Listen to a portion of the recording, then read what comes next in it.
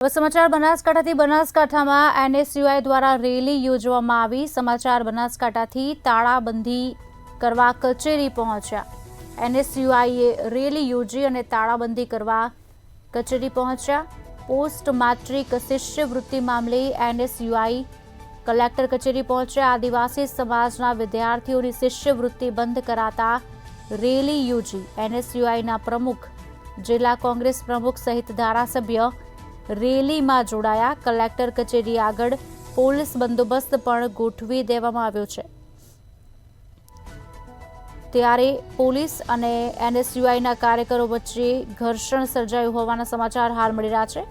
Police દ્વારા એનએસયુઆઈના હોદ્દેદારો અને કાર્યકરોની અટકાયત પણ કરવામાં આવી છે। પોલીસ દ્વારા અટકાયત કરાતા એનએસયુઆઈના કાર્યકરો દ્વારા વિરોધ કરવામાં આવ્યો છે। એનએસયુઆઈના પ્રમુખ, જિલ્લા કોંગ્રેસ પ્રમુખ સહિત ધારાસભ્ય રેલીમાં જોડાયા। કલેક્ટર કચેરી આગળ પોલીસ બંદોબસ્ત પણ ગોઠવી દેવામાં આવ્યો છે।